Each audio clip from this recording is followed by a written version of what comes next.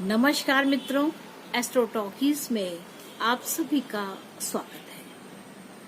29 सितंबर 2020 यह विशेष रूप से बहुत मायने रखती है क्योंकि 29 सितंबर 2020 को शनिदेव महाराज मार्गी होने जा रहे हैं।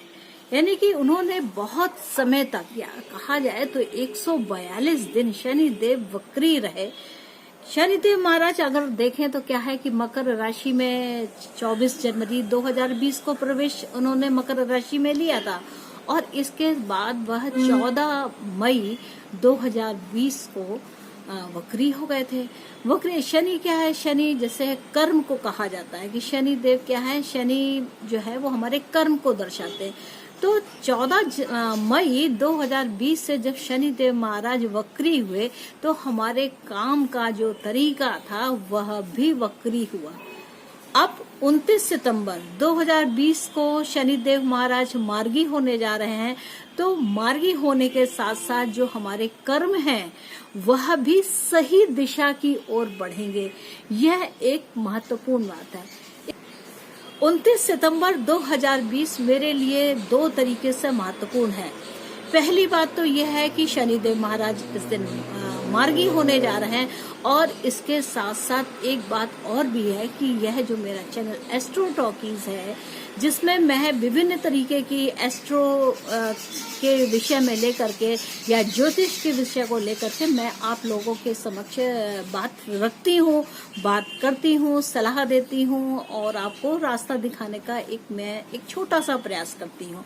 तो 29 सितंबर 2018 को मैंने इस चैनल का शुभारंभ किया था और कल यानी कि 29 सितंबर 2020 को इस चैनल को 2 वर्ष पूर्ण हो जाएंगे। यानी कि हमारे इस चैनल की जो उम्र है वह अभी 2 वर्ष ही है और इस 2 वर्षों में आप लोगों ने जो मुझे प्यार और सम्मान दिया है वह निश्चित तौर से धन्यवाद के लिए काबिल है।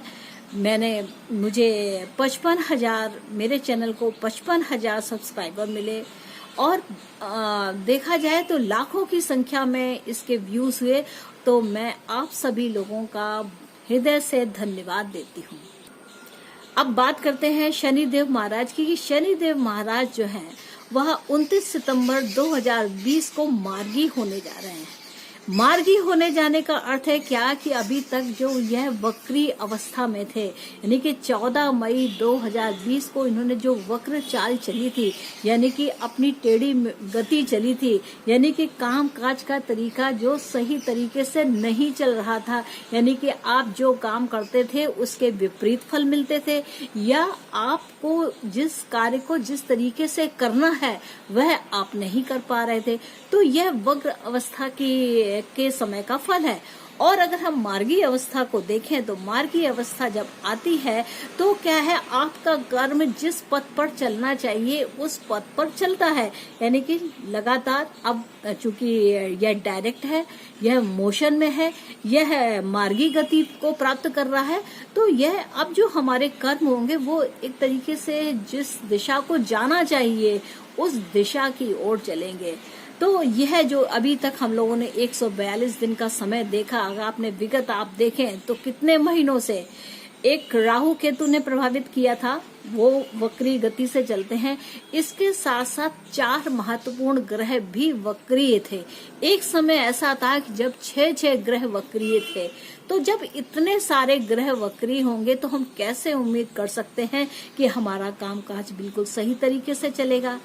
अब यह समय आया है कि जब गुरुदेव महाराज भी मार्गी हैं, शनिदेव महाराज कल से मार्गी हो रहे हैं और राहु केतु की तो दिशा ही वक्री होती है, तो यह उतना महत्वपूर्ण नहीं है क्योंकि वह तो हमारी दिशा को एक तरीके से देखें तो कुछ कहीं जहां आवश्यकता होती है वहां पर कॉमास का प्रयोग देते हैं, यानी पंक्चुएशन मार्क होते हैं। तो इस प्रकार रहता है। अब शनि देव यानी कि न्याय के देवता मार्गी हो रहे हैं। तो आप देखेंगे क्या कि इस बीच में बहुत से ऐसे कार्य जो रुके पड़े थे, जिनके फल नहीं आ रहे थे, वह सब अब प्रकाश में आएंगे क्योंकि जो शनि देव महाराज है वह मकर राशि में है, यानी कि प्रजा जो है प्रजा को जो रिप्रेजेंट करने वाले देवता हैं वह शनि हैं, वह अब मार्गी हो रहे हैं।